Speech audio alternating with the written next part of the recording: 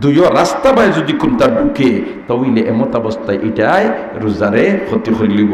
এর কারণে তো ও যে জিনিসটা আসিবার নাই, কোনো মানুষে যদি ফানি তিলা মিয়া গোসল করে আর ফানির তার বাতাস ছাড়ে বায়ু ছাড়ে, তো এমত অবস্থায় ফানি ভিতরে ঢুকি দেওয়ার সম্ভাবনা। একটা মাসলা হেরে দি মাতিলাই, অনেক সময় রোজাদার মানুষে ডাক্তার সাহেবে কইছেন যে ইঞ্জেকশন মারা লাগবো।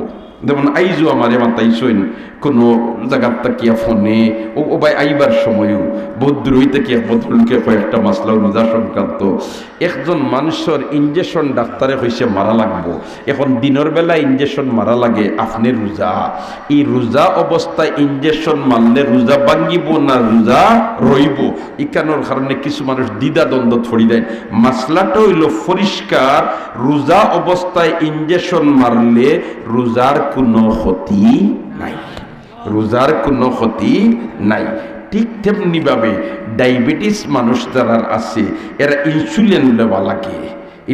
ইলাখান কিছু কিছু মানুষ আছে তোমার দিনে একবার বিকালে একবার ইলাখান ইনসুলিন ইঞ্জেকশন একটা মারা লাগে।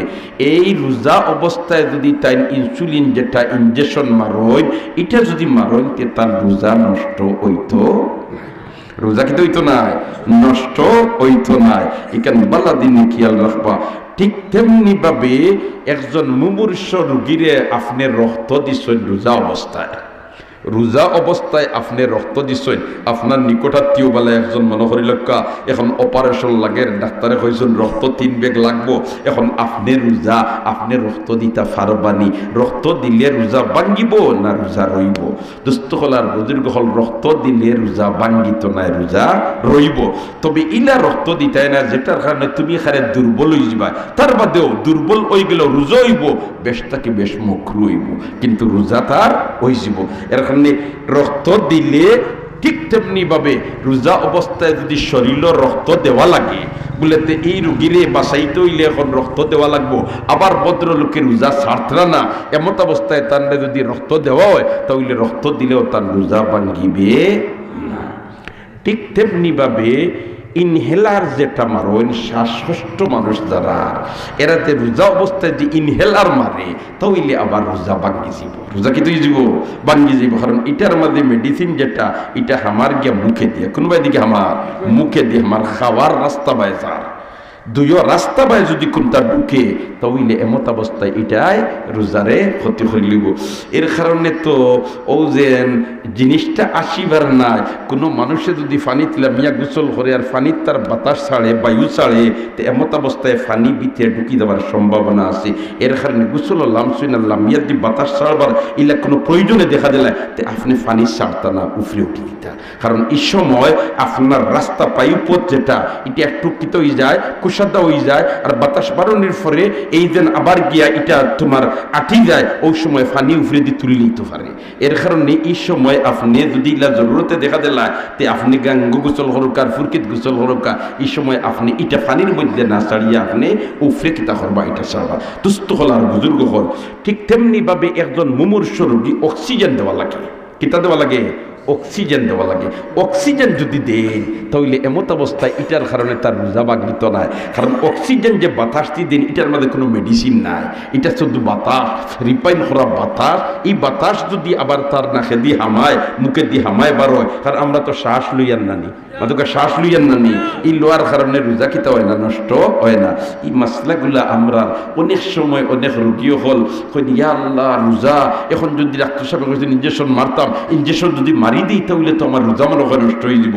না, রোজা নষ্ট হইতো না, রোজা কি হইতো না, নষ্ট হইতো না।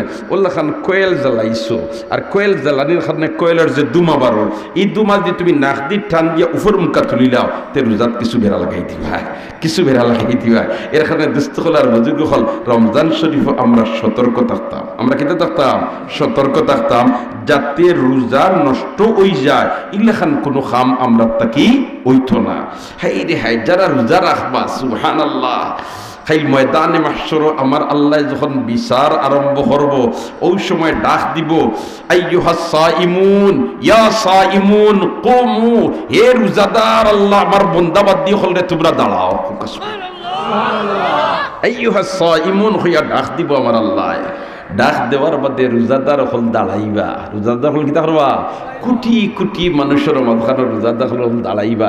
এই দাঁড়াইতে সময় একগ্রহে খালি তোরা খমর খান তুলা মারি উল্টিয়া পড়ি দিবা, আরগ্রহে তোরা ফাও খান সিধা করতে উল্টিয়া পড়ি দিবা, আরগ্রহে তুলা উবাইয়া উল্টিয়া পড়ি দিবা। দাঁড়াইয়া থাকতে পারতা নাই, দাঁড়াইতে পারতা নাই। আর একগ্রহ মানুষ সোজা দাঁড়াই যাবা। যারা সোজা দাঁড়াই যাবা আমার আল্লাহ এরারে লগে লগে দাওয়াত দিলাইব, কইব তোমাদের জন্য আমার আরশের নিচে দস্তরখা বিছাই নাস্তা করবার লাগে। তুমি তেন তশরিফ আনো, দুনিয়ার থাকতে তুমি তেন আমারে ফাইবার লাগে, আমারে রাজি আর খুশি করবার লাগে। খাওয়ার তোমার বুক আছিল ফেটো, সামনে খানি আছিল খাইছো না। কলিজাত পিপাসা আছিল, সামনে ফানি আছিল ফান করছো না। খাহিসাতে নফস তোমার মাঝে আছিল, এমত অবস্থায় তোমার স্ত্রী আছিল, মিলামিশা করছো না, বিরত থাকি গেছো মিন আজলি আমার কারণে। অতএব এখন তোমাদের জন্য বেহেশত যাইবার আগে নাস্তার ব্যবস্থা করা হয়েছে, তুমি তার সবে আইয়া আগে নাস্তা করো। সুবহানাল্লাহ। এই যে এগুলো দাঁড়াইতে পারতা না এরা খারা, কিছু দাঁড়াইবা ফড়ি দিবা, কিছু দাঁড়াইবা ফড়ি দিবা, এরা খারা বলে এরা রোজা রাখছই, কিন্তু রোজার হক জেলা খান রাখবার ইলা খান তাই তাই রাখছই না। রোজা রাখছই খালি গিবত গাইছই, রোজা রাখছই খালি মিশা মাতিছই, রোজা রাখছই হারাম খাইয়া রাখছই, ইফতার করছই হারাম জিনিসটা ইফতার করছই। এর কারণে রোজা মাস ট্রেনিংর মাস, আমি খাইতাম যেটা হালাল হইতো, আমি ইফতার করতাম যেটা দিয়া হালাল হইতো। একজন ইফতার করাই যদি হালাল বস্তু দিয়ে আমি করাইতাম, হারামর কোনো সংমিশ্রণ থাকতো না। ইটা যদি মিলাইল থাকে মানুষে বুধবাইতরা না, মানুষে দেখতরা না। আর বেশকরি তুমি বেশকরি আয়োজন করছো, আবার তোমার এই আয়োজন করছো যেটা অবৈধ তরিকায়, এমত অবস্থায় দেখবা হে তোরা দেখবা হে আল্লাহ এন কাছে লুকাইবার কোনটা আসেনি। ওয়া হুয়া আহাতা বিকুল্লি শাইইন ইলমা লা ইয়াখফা আলাইহি শাইউন ফিল আরদি ওয়ালা ফিস সামা ওয়া মা তাসকুতু মিন বারাকাতিন ইল্লা ইয়ালামুহা ওয়ালা হাববাতিন ফি যুলুমাতিল আরদি ওয়ালা রাতবিন ওয়ালা ইয়াবিসিন ইল্লা ফি কিতাবিম মুবিন। একবার হন আল্লাহু আকবার। আমি প্রায় জায়গা তো হইয়া ও মাতামাত ফেলো হইছি, মাতামাত মাতিয়ার দেশ নানি তবলি কালাইনতে বিব্বরে উঠিয়েও তারা খালি 6 নম্বর হয়, খালি কিতা হয় মাতা না কিতা হয় 6 নম্বর হয়। তোমরা আর কোনো ওয়াজ পাও নানি, খালি অফলাইন হই না ইকনাইন হই, বারবার হইলে অফলাইনটা আমার মাঝে ফিট হইব। ইদা তাকাররারা তাকাররারা, ইদা তাকাররারা তাকাররারা, ইদা তাকাররারা তাকাররারা। এক কথা বারবার মাতিলে ওখান মুর লই গিয়া ওলা নাই কথা। তে ওলা খান আমি মুর লইবার লাগি বারবার হই বলে তে রমজান সারা তো হেসরাই দুটিয়া তাজ্জুদ পড়া আমার দ্বারা সম্ভব না। আল্লাহ হজাক করাইয়া দের হজাক ওয়াও আমরা লাগের ফতা খাইবার লাগি।